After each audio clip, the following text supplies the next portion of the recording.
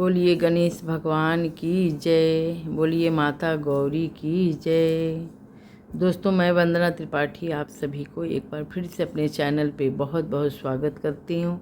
आज मैं एक नया वीडियो के साथ आई हूँ। आज मैं मंगला गौरी व्रत की कथा लेके आई हूँ, जो सावन में मंगलवार को किया जाता है। तो आप पूरे वीडियो में बने रहिए और कथा का आनंद लीजिए। और ये जो मंगला गौरी का जो व्रत है, ये सिर्फ सुहागिनें औरतें करती हैं। सुहागिनें औरतें व्रत करती हैं, पूजा करती हैं। तो सबसे पहले मैं पूजन सामग्री क्या होती है मंगला गौरी की आपको बताऊंगी।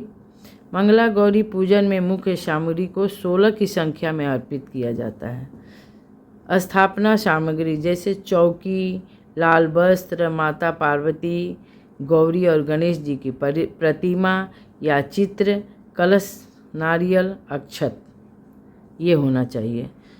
16 श्रृंगार सामग्री सिंदूर, बिंदी, चूड़ी, मेहंदी, काजल, लाल चूड़ी, शीशा, कंघी, बिछिया, पायल, इत्र, नथ, महावल, लिपस्टिक, तेल और रिबन का धागा, जैसे पूरा 16 श्रृंगार की सामग्री होनी चाहिए। 16 फल होना चाहिए, जैसे सेब, केला, अमरूद इत्यादि। 16 फूल होना चाहिए, लाल फूल, गुलाब के फूल, गेंदे का फूल या कमल का फूल, ये भी पूरा 16 होना चाहिए। पत्तियाँ पूजन में बेलपत्र, शमी पत्र, पान के पत्ते, ये जो भी हो, ये 16 होना चाहिए। फिर 16 लौंग, 16 छोटी इलायची, 16 सुपारी, 16 मेवे, 16 बादाम, काजू, मखाना इत्यादि, 16 लड्डू, बतासे, मिठाई इत्यादि, 16 चावल के दाने, यानी चावल के दाने कथा सुनते समय हाथ में रखने के लिए।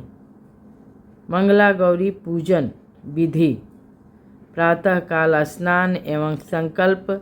श्रावण मास के मंगलवार को सुबह जल्दी उठकर स्नान करें और लाल या हरे रंग के स्वच्छ वस्त्र धारण करें। हाथ में जल, अक्षत और पुष्प लेकर व्रत का संकल्प करें। पूजा स्थान पर लकड़ी की चौकी रखकर उस पर लाल कपड़ा बिछाएं। उस पर माता पार्वती, मंगला गौरी और श्री गणेश जी की प्रतिमा स्थापित करें। पास में ही जल से भरा कलश रखें। सर्वप्रथम विघ्नहर्ता श्री गणेश जी का पूजन करें। उन्हें जल, रोली, अक्षत, दूर्वा और मोदक मिठाई अर्पित करें। देवी को पंचामृत, दूध, दही, घी, शहद, शक्कर से और फिर शुद्ध जल से स्नान कराएं।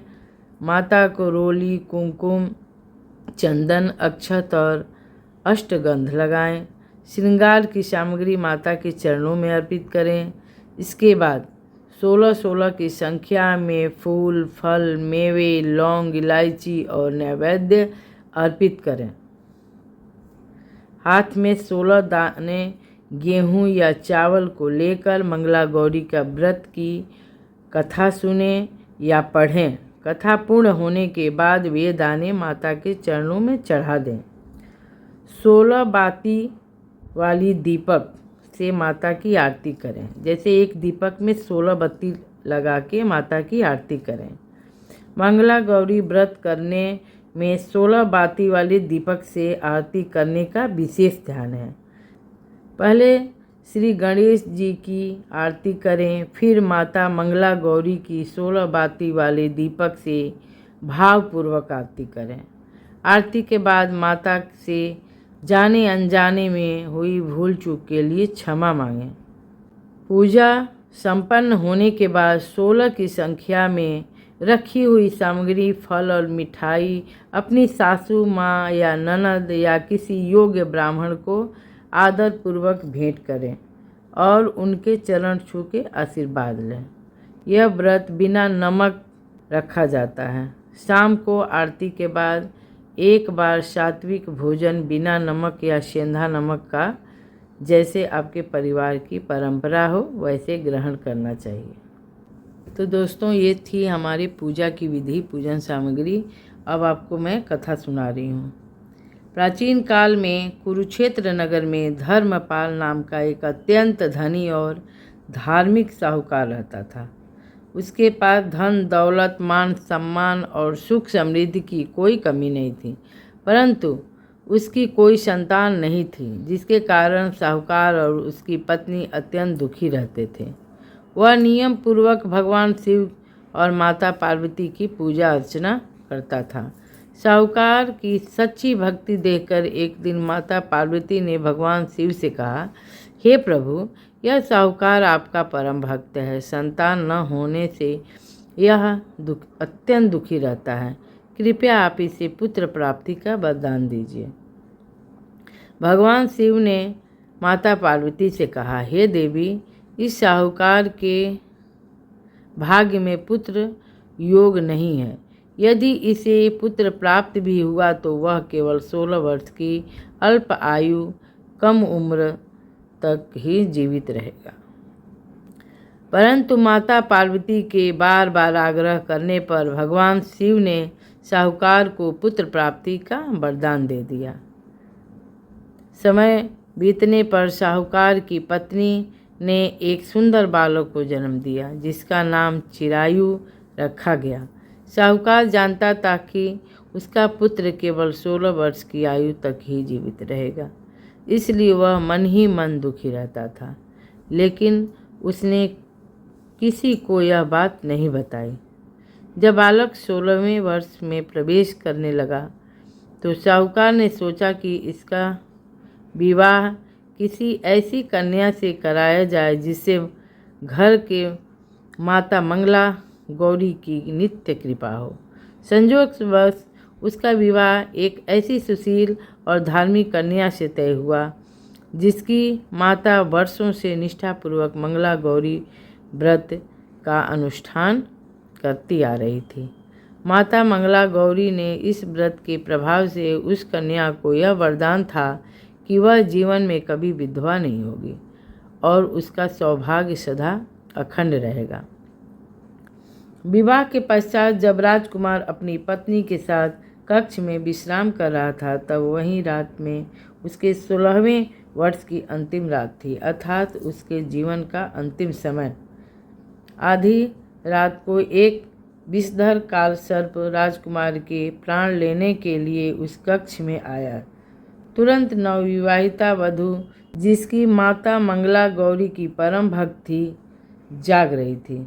उसने जैसे ही सर्प को देखा, तनिक भी भयभीत न होकर उसने तुरंत माता मंगला गौरी को स्मरण किया। कन्या ने सर्प के सामने एक कटोरे में मीठा दूध रख दिया। सर्प दूध पीने लगा। दूध पीने के बाद जैसे ही सर्प शांत हुआ, कन्या ने अपनी चतुराई और भक्ति बल से उस सर्प को मिट्टी के एक बर्तन में बंद कर दिया और ऊपर से कपड़ा बांध दिया। प्रातःकाल जब कन्या की माँ, सास और अन्य परिजन वहाँ आए तो कन्या ने उस बर्तन को उनके सामने रख दिया।